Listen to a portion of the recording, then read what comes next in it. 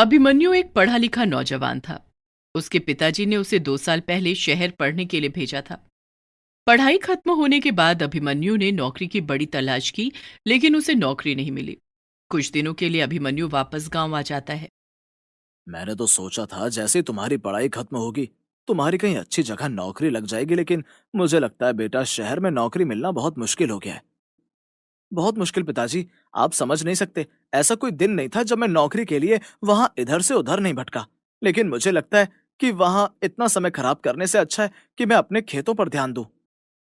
इसका मतलब तू नौकरी नहीं करेगा? हम लोग इसी तरह गरीबी का जीवन बिताएंगे। कैसी बातें कर रही है माँ? क्या पढ़े लिखे लोग किसान नहीं बन सकते? माना कि अपने पास छोटा सा खेत है, लेकिन है तो सही ना। वहां शहर में दिन रात पैसा खर्च करके भी मुझे नौकरी नहीं मिल पा रही। तुम नहीं समझोगी माँ, अपने बेटे पर भरोसा रखो। देख लेना, एक दिन वो आपका सर गर्व से ऊंचा कर देगा। अभिमन्यु बाहर अपने दोस्तों से मिलने के लिए चला जाता है, लेकिन उसकी मां बड़ी चिंता में आ जाती है कि लड़के को पढ़ लिख कर भी खेती करनी पड़ेगी। क्या बात कर रहा है? तो इतना पढ़ लिख कर वापस खेतों में खेती करेगा? अरे यार, अगर खेती करनी थी तो शहर जाकर पढ़ाई लिखाई क्यों की? मुझे तो समझ नहीं आ रहा। जो कोई भी बोल रहा है बस वही एक बात बोल रहा है कि पढ़ लिख कर खेती कैसे करेगा। अरे भाई, मैंने शहर जाने से पहले भी तो खेती की है। लेकिन फिर भी यार, कितना अजीब नहीं लगेगा? नहीं, मुझे कुछ अजीब नहीं लगेगा। वहां धक्के खाने से अच्छा है कि मैं अपने खेतों पर काम करूं। अगले दिन सुबह अभिमन्यु अपने 2 बैलों को लेकर खेतों में चला जाता है। वहां पर वो अपने खेतों की मिट्टी को अच्छे से जांचता परखता है और उसके बाद डिसाइड करता है कि वो सारी जमीन में प्याज की खेती करेगा। वो बीज उगाने के लिए जमीन को तैयार कर देता है। उधर खेतों में जो भी किसान लोग अभिमन्यु को खेतों में काम करता हुआ देख रहे थे, वो सब उसके ऊपर हंस रहे थे कि देखो, शहर में पढ़ लिखने के बाद भी वो गांव में आकर खेती कर रहा है। पर अभिमन्यु को इस बात से कोई फर्क नहीं पड़ रहा था। उसने जमीन तैयार की और शाम को घर लौट आया। पिताजी, मैं कल अपने खेतों में प्याज के पौधे लगा दूंगा। तूने अच्छे से सोच तो लिया है ना प्याज की खेती करने का? हाँ पिताजी, आपको मैं बता दूं, शहर में प्याज बहुत बिकता है और मैं अपने खेत में उगे हुए प्याजों को स्वयं बेचने जाऊंगा। तू क्या रेहड़ी लगाकर प्याज बेचेगा? अरे सीधा थोक मार्केट में प्याज निकाल दिया। माँ, तू इतना निराश क्यों हो रखी है? तुझे बिल्कुल भी अच्छा नहीं लग रहा है ना कि तेरा बेटा खेती कर रहा है? माँ गुस्से में वहां से चली जाती है, लेकिन अभिमन्यु ने पूरी तरह ठान लिया था कि उसे क्या करना है। अगले दिन सुबह में अपने खेतों में प्याज की पौध लगा देता है और उसके बाद उसमें पानी देकर वही मिट्टी के साथ खेलने लगता है। मुझे सबको गलत साबित करना है। उन्हें बताना है कि पढ़ा लिखा इंसान भी अच्छी तरह खेती बाड़ी कर सकता है। फिर अपने काम में बुराई क्या है? अच्छा भला तो काम है, न किसी की जी हुजूरी करनी है। अभिमन्यु अभी अपने ख्यालों में ही गुम था कि उसकी नजर लगाई गई प्याज की पौध पर पड़ती है। वो देखता है कि सारी प्याज बड़ी जल्दी सीधी खड़ी हो गई है। कमाल हो गया। पानी देने के बाद थोड़ी देर तो पौधे के नीचे रहना चाहिए था। ये तो एकदम से खिलखिला गई। अभिमन्यु पौधों पर हाथ फिराता है। तभी वो सारे पौधे बोलना शुरू कर देते हैं। तुम कामयाब हो जाओगे अभिमन्यु, परेशान मत हो। हम सब तुम्हारे साथ हैं। पौधों को बोलता हुआ देखकर अभिमन्यु घबरा जाता है, लेकिन फिर थोड़ा संयम के साथ वो उनसे बात करता है। ये तो बड़ी हैरानी की बात है। क्या तुम सब बोल सकते हो? लेकिन ऐसा कैसे हो सकता है? हो सकता है, सब कुछ हो सकता है। जिस तरह तुम शहर से पढ़कर आकर खेती कर सकते हो, इसी तरह हम सब भी बोल सकते हैं। हम सब जादुई प्याज हैं। हम एक ऐसी फसल है जिसे तुम बार बार और कई बार निकाल कर बेच सकते हो। जादुई प्याज? लेकिन तुम मेरे पास मेरे खेतों में कैसे आ गई? मुझे तो कुछ समझ में ही नहीं आ रहा। मुझे खुलकर बताओ कि आखिर तुम यहाँ क्या कर रही हो और यहाँ क्यों आई हो? तुम्हारी राजकुमारी? आज के समय में भी राजकुमारी? ये सब कुछ क्या गोलमाल है? तभी वहां पर सुनहरे पंखों वाली एक सुंदर सी परी आ जाती है और वो अभिमन्यु से कहती है, इसमें हंसने की कोई बात नहीं है। मैं एक परी हूं। जिस समय तुम अपने खेतों में फसल की तैयारी कर रहे थे, मैं उधर से गुजर रही थी। तब मैंने तुम्हारे सारे विचारों को पढ़ लिया था। मुझे तुम अच्छे लगे, इसलिए मेरा दिल किया कि मैं तुम्हारी मदद करूं। अगर तुम्हें मेरी मदद नहीं चाहिए तो मुझे बता दो। मैं अपना सारा जादू इन प्याज से निकाल लूंगी। मुझे माफ करना, मुझे नहीं पता था कि तुम बुरा मान जाओगी। लेकिन सचमुच में तुम तो बहुत सुंदर परी हो। अगर तुमने मेरी मदद करने का सोचा, उसके लिए तुम्हारा बहुत बहुत धन्यवाद। ये बताओ, मैं तुम्हारी क्या सेवा कर सकता हूँ? मुझे तो किसी चीज की जरूरत नहीं है। मैं तो छड़ी घुमाती हूँ और चीजें हो जाती हैं। तुम बहुत मेहनती लड़के हो। ये सब जादुई प्याज हैं। इन्हें तुम जितनी बार इस जमीन से निकाल कर बेचने को जाओगे, अगले दिन तुम्हें वापस उतनी ही प्याज जमीन में लगी हुई नजर आएंगी।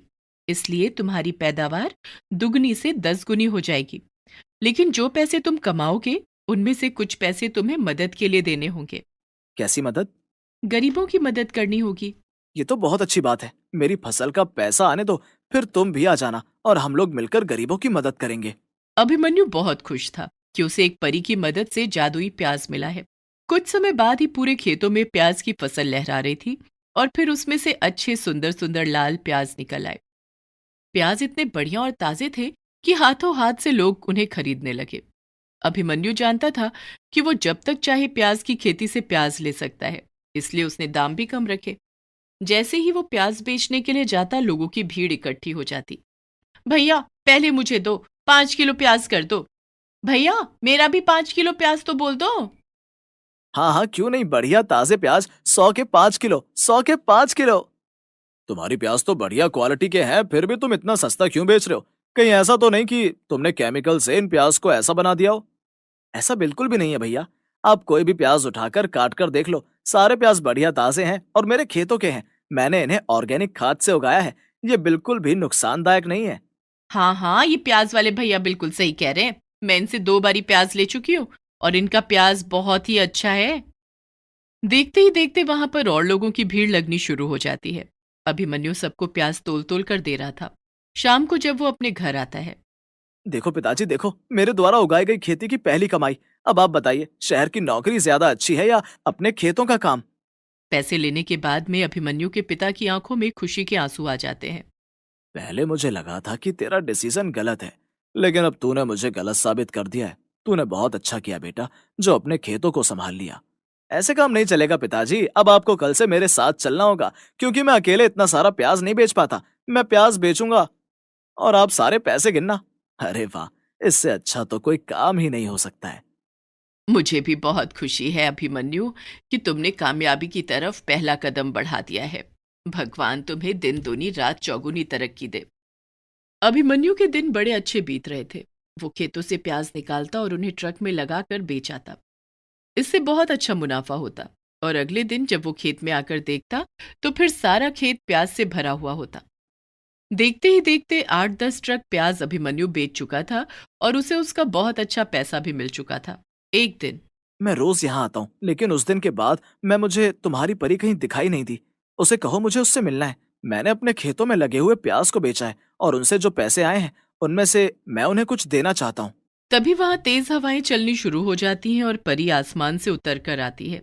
मैं तो तुम्हें रोज देखती थी, पर मैं ये सोच रही थी कि देखती हूँ तुम्हारे मन में लालच तो नहीं आ गया। लालच, और वो भी मेरे मन में? हो ही नहीं सकता। मैंने बचपन से आज तक बहुत ही गरीबी के दिन देखे हैं और मैं जानता हूँ कि कैसा लगता है जब आपके पास में खाने पीने के लिए कुछ भी ना हो। ये लो, मैं ये पैसे लेकर आया हूँ। इनसे हम गरीब लोगों की मदद करेंगे। तुमसे वादा किया था। तुम मेहनती होने के साथ साथ बहुत ही ईमानदार भी हो। मैंने बिल्कुल सही किया जो तुम्हारी मदद की। लो, हम इन पैसों से गरीबों के लिए कुछ ले लेते हैं। अभिमन्यु और परी ढेर सारी चीजें गरीब बच्चों के लिए ले लेते हैं और उसके बाद वो एक जगह उन सारे सामानों को गरीबों में बांट देते हैं। सभी लोग बहुत खुश थे और सभी अभिमन्यु को दुआ भी देते हैं। परी भी अभिमन्यु से कहती है कि वो हर साल उसकी प्याज की खेती इसी तरह उगवाया करेगी।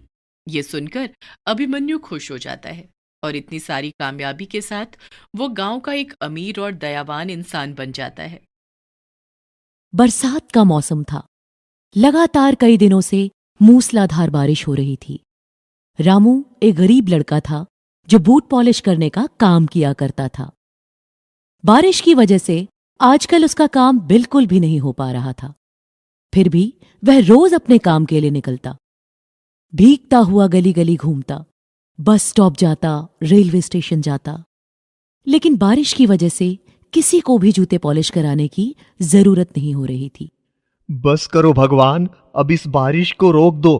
आपको तो पता ही है, घर में बीमार माँ है। मुझे उसके इलाज के लिए पैसे भी चाहिए। अगर तू रोज इसी तरह बारिश करेगा तो मैं काम कैसे करूंगा? वह दुखी मन से रेलवे के फुटब्रिज को पार कर रहा था। तभी वहां पर उसे एक भिखारी दिखाई देता है जो इशारे से रामू को अपनी तरफ बुला रहा था। पहले तो रामू डर जाता है, लेकिन फिर सोचता है क्या पता उसे मदद की जरूरत हो, इसलिए वह उसे बुला रहा हो।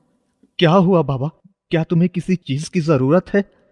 नहीं प्यारे बच्चे, मुझे किसी चीज की जरूरत नहीं है। मेरा ख्याल तो भगवान रखता है। मैं तो मस्त मौला इंसान हूं।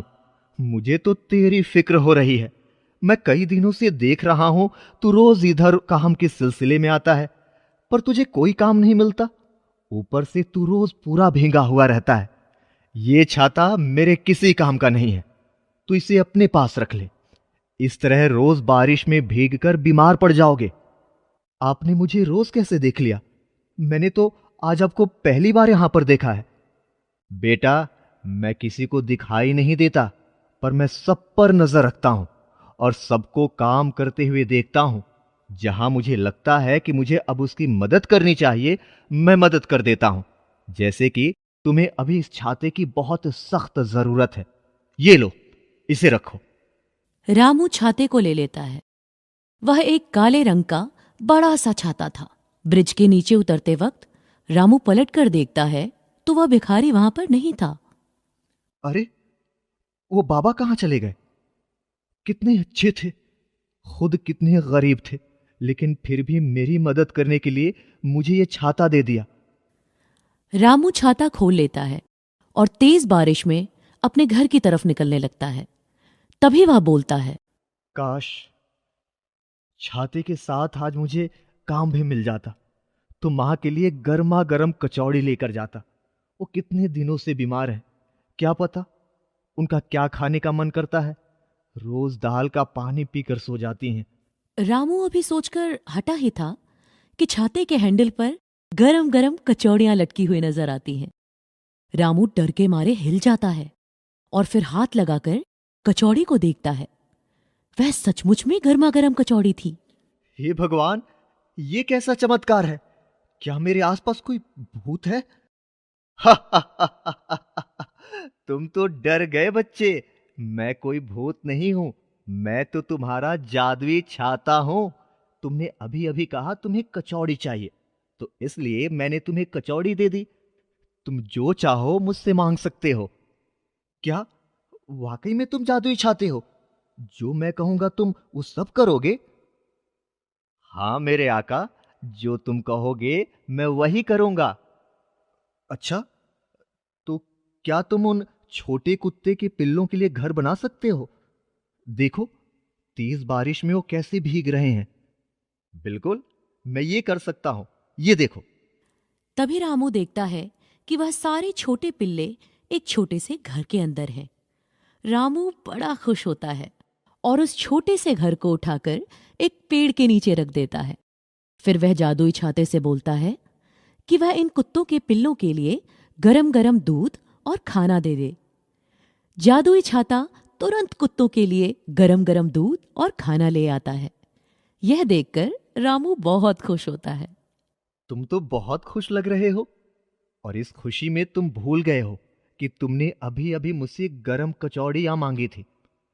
तुम्हारी मां तुम्हारा इंतजार कर रही हैं। चलो जल्दी से उन्हें गरम गरम कचौड़ियां खाने के लिए दो। अरे हां, ये तो मैं भूल ही गया। तो चलो फिर घर चलते हैं। तभी रामू देखता है कि छाता हवा में उड़ने लगा है और वह उड़ता हुआ घर पहुंच गया। उसके कपड़े बिल्कुल सूखे हुए थे और उसका सामान बिल्कुल सही सलामत था। जादुई छाता घर पर जाकर अपने आप बंद हो जाता है और रामू गरम गरम कचौड़ी ले जाकर अपनी माँ को देता है। गरम गरम कचौड़ी? अरे यह कहाँ से ले आया? तू कभी कुछ नहीं मांगती मां, बस मेरा दिल किया कि आज तेरे लिए कचौड़ी लेकर चलूं, तो इसलिए ले आया। रामू की माँ खुशी खुशी वह कचौड़ियां प्लेट में निकाल देती है। रामू और उसकी माँ दोनों वह खाने लगते हैं। तभी उनके दरवाजे पर दस्तक होती है। अरे रामू बेटा, तू घर पर है? मेरा एक काम करेगा? मेरा घर इतनी तेज बारिश में टपकने लगा है और तुम्हारे चाचा जी घर पर नहीं हैं। क्या तुम एक बरसाती खरीद कर ला सकते हो? हाँ हाँ चाची, क्यों नहीं। रामू छाता घर से लेकर बाहर निकल जाता है।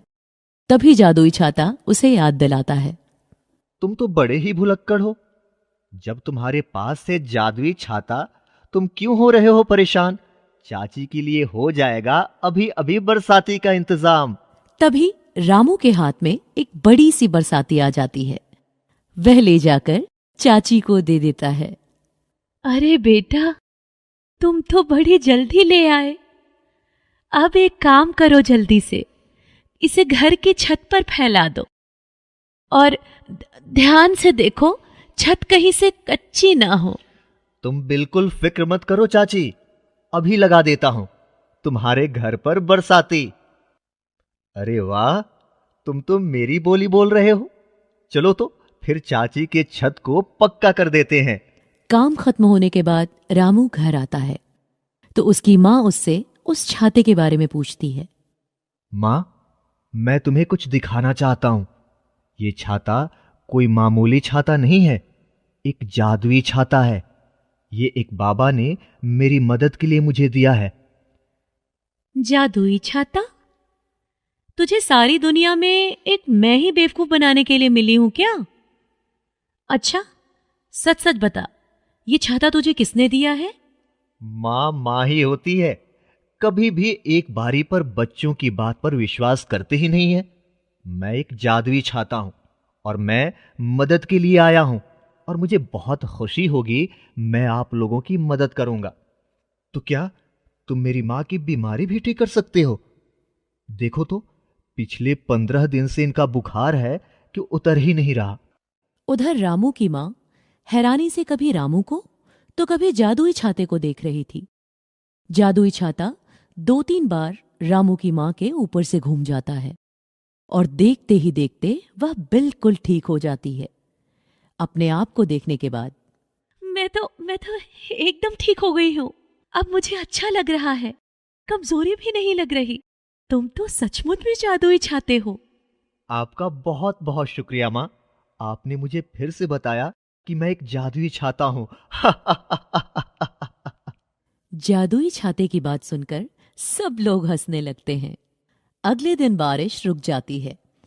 रामू और उसकी माँ बड़े खुश होते हैं। अच्छा मां, मैं काम पर जा रहा हूं। मैं भी रामू की मदद के लिए जा रहा हूं। ठीक है, आराम से जाओ और शाम को टाइम से घर आ जाना।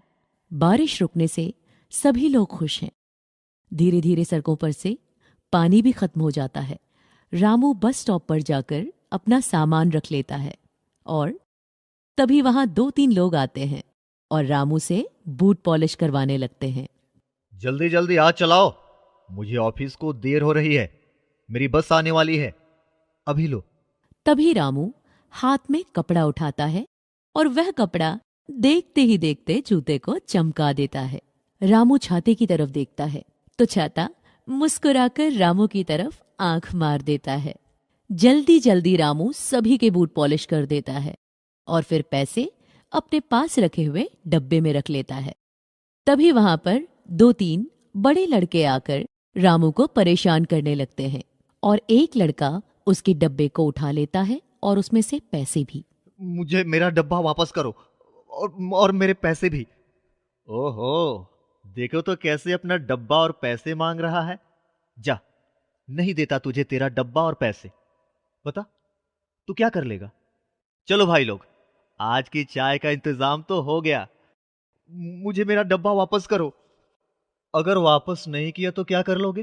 पिद्दी भर के लड़के, तुम हमारा कुछ नहीं कर सकते। रामू रोकर छाते की तरफ देखता है। छाता आंख बंद कर उसे इशारा करता है और फिर रामू में इतनी ताकत आ जाती है कि वह उन लड़कों से अपना डब्बा और पैसे छीन लेता है और उनसे भिड़ जाता है। देखते ही देखते रामू सबको धूल चटा देता है। जाओ और जाकर मेहनत से पैसे कमाओ। तभी उनमें से एक लड़का रामू के छाते को उठाता है और वह सब लोग वहां से भाग जाते हैं। रामू उनके पीछे काफी दूर तक भागता है लेकिन वह उन लोगों को पकड़ नहीं पाता। रामू वापस अपने सामान के पास आ जाता है और अपने जादुई छाते को याद करके रोने लगता है। मेरा जादुई छाता, लगता है तुम्हारा और मेरा साथ बस इतना ही था। उधर वह सब लड़के एक गली में पहुंच जाते हैं। तभी वह जादुई छाता अपने आप खुल जाता है और उन लड़कों से, कितनी गलत बात है, तुमने उस बेचारे रामू को ऐसे ही परेशान किया। उससे जो मार पड़ी वो तो बहुत कम थी, लेकिन अब तो तुम्हारी कुटाई होने वाली है, वो तुम बर्दाश्त नहीं कर पाओगे। वह सब छाते को बोलता हुआ देखकर घबरा जाते हैं। तभी छाता गोल गोल घूमकर उन लोगों की बहुत पिटाई करता है। वह सब हाथ जोड़कर जादुई छाते से माफी मांगते हैं। तब जादुई छाता उनसे कहता है कि रामू की तरह तुम भी मेहनत करो और अच्छे बच्चे बनो।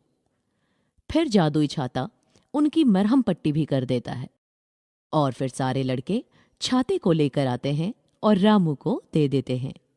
हमें माफ कर दो, हमें सबक मिल गया है। अब हम भी तुम्हारी तरह मेहनत करके पैसे कमाएंगे।